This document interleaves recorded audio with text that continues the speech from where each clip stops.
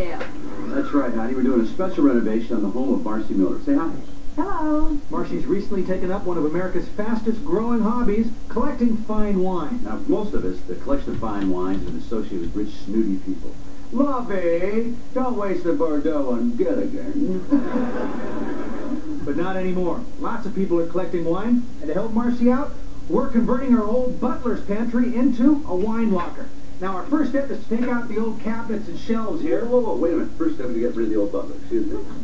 Jeeves, walk yourself to the curb and leave the silver here. Bye-bye.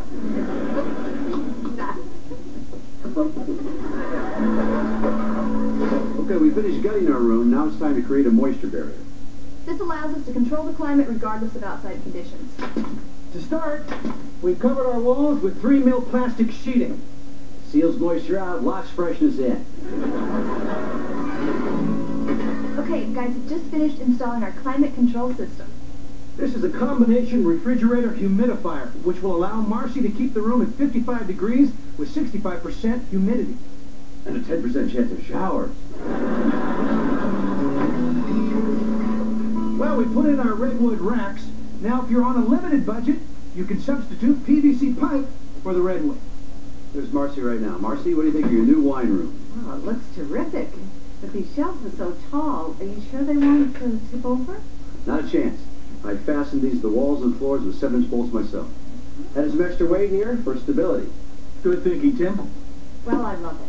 And to commemorate the occasion, I'm going to add this rare 56 Mouton Rothschild. Okay. Now, because of the added weight, we've also taken the precaution of reinforcing the floor. We did? Didn't we? I did. Did you?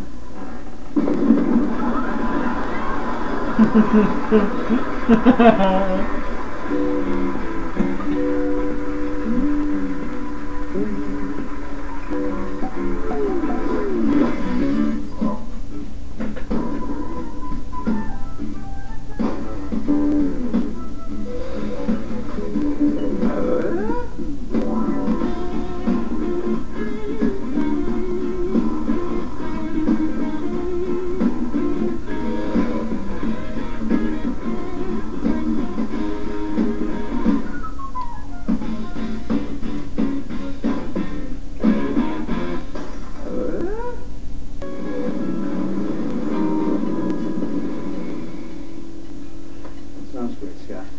I can't thank you enough for rejetting the cupboard for me. Hey, no problem, no problem. No, but should I do all these other little parts? No! Just kidding you, buddy. Just You really know your stuff. I'm really happy Heidi married a car guy. Wow, she said you'd have fired her. She didn't. Really like your wife. She's a great gal. I'm a lucky guy, too. Ooh, just in time. Mark's doing a video on the family. Scott and I just finished rejecting the carburetor on the Nomad. Well, actually, Scott did it. I watched. Anyway, we're all finished. Week 3. Dad claims he's finished with the Nomad. The delusion continues. Oh, ye of little faith. Okay, let me put it this way. The Nomad is done. Finished. Finito. Unless we slap a blower on her.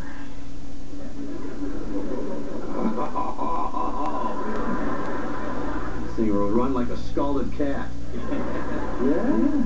If you'd like to learn more about obsessive-compulsive behavior, please consult your local library. There's room for a blower right over here. Put nitrous on those, you get about 200 extra horses out of it. Sweetheart, we should get going. This guy here, can't he stay for the test drive? No, and he can't sleep over either. Patty and I are having our own slumber party. A slumber party. Yeah, they finally got a night to themselves. Her mom's got the baby. And I got my baby. Hey, we're in a garage. Any and all affection must be directed towards the car. You know, Tim and I were talking about the 4 of us doing something here. It would be great. I haven't had time for fun lately. Why don't we go to dinner? Oh, that sounds fun. But we were thinking about a wrestling match. We'd kill you. Well, Jill and Heidi gave us sports writers free tickets. That's right. To see Screamin' Steve Sanchez versus the Exterminator. Channel 8's tickets are so close, you'd be wiping sweat off your foreheads. I got it. We'll go out to dinner, and you two can wrestle over the check. Oh, wait Wendy, why don't you tell me a little about why you decided to start therapy? Well, work is going great, and I am in love with the most wonderful man in the world. I could see how that would be a problem for some women.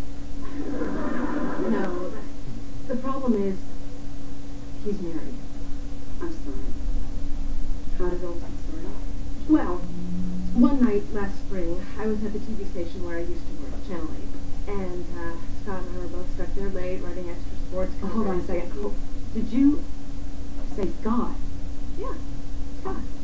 Well, anyway, it was late, and we got hungry. I'm sorry. I want to make sure that I heard you correctly. You did say Channel 8, the TV station. Yeah, the TV station. Anyway, it was The only reason I ask is that sometimes the patients under stress don't get their facts confused, you know, like they might say TV station when really what they mean is a train station or a bus station. Are you under stress? No, I'm fine. Go on. Anyway, it was late, and Scott and I were really hungry, so we ended up going out for dinner and drinks, and then the next thing you know, we slept together. Yeah. Well, he was a little hesitant, but I just could not stop myself. I mean, he is so sweet and so gorgeous, and he has just got the greatest hair. And blonde, big shoulders, and then I'm just guessing.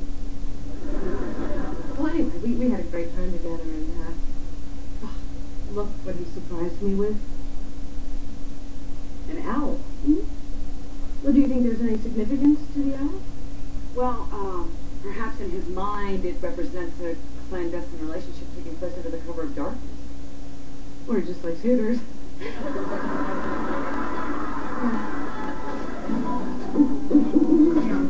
sorry. You're going to have to assign another therapist to Wendy Reynolds' case. Conflict of interest. This affair affects somebody that my husband works with. Yeah. Thank you. I really appreciate it, Dr. Geringer. What affair? I can't talk about it. Some affair at work? Let me guess. It's Al, isn't it? It's a classic case psychologically. He's way too close to his mom. His house is too tidy. He's gay, isn't he? It's not Al. Don't ask me any more questions. It violates my doctor-patient confidentiality. I respect that, too. It's Mark, the camera guy, right? It's not Mark, and the subject is closed. Milton! Milton doesn't go in for that sort of thing. It's not me, is it?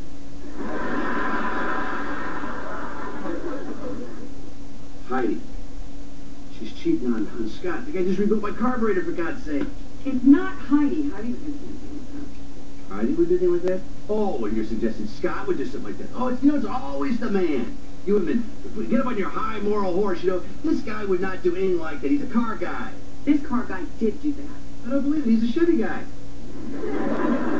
He's parking a Chevy in another garage. I don't believe it. Look, this new patient came into my office today and told me that she was having an affair with a good-looking, married sports writer named Scott who works at Channel 8. Good-looking, married sports writer named Scott works at Channel 8. And you naturally assume the same good-looking, married sports writer works at Channel 8 named Scott, who's married to Heidi. Tim, it's the same Scott. He wined her, he dined her, and then he surprised her with a wooden owl.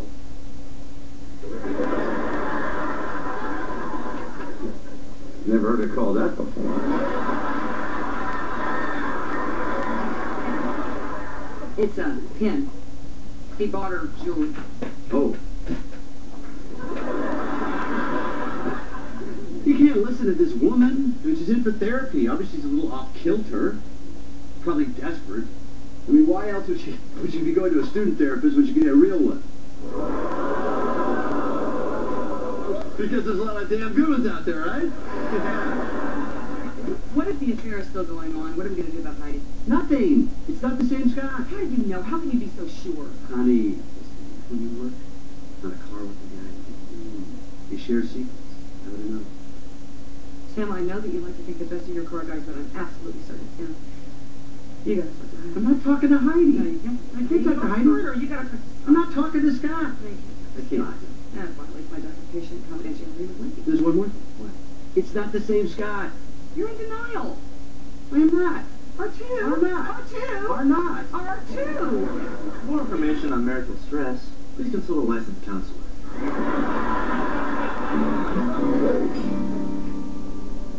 I'm so glad we're finally able to get together. This is fun. Let big greasy men body slam each other. We'll save that for our anniversary. Isn't there supposed to be a celery stalk or pickle at Bloody Mary's? Sometimes in life, we do not get everything we want. You know, we've been coming to this restaurant for 10 years. When are we going to get something other than the attitude? When you go to another restaurant. You know, guys, we should order soon because I gotta get back to the station by 10. Are you working late again tonight? A lot of guys named Scott work late. Well, I'm interviewing that wrestler, the exterminator. I thought he really has a metal plate in his head. Just take a magnet with you. Will you guys stop talking about work? Let's just enjoy this time while we have it, shall we? Look at Heidi's chest. They just noticed? A pin. That hit? You like it? Yes. This was a gift from Scott. Love it. You know what? I'm gonna go call the sugar and check on him. I'll be right back.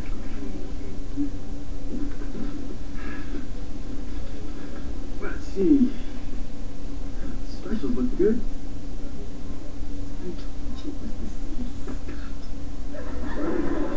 They hit me for a Scott's when she done his wife. What did you say? We're just talking about the pen.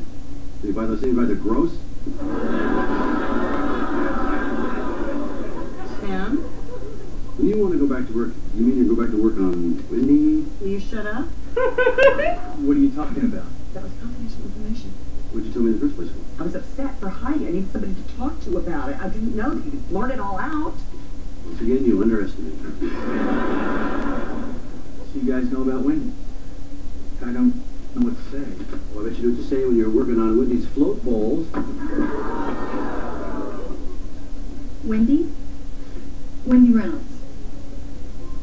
Scott, what's going on with you and Wendy? I'm guessing he's stuffing the cannoli.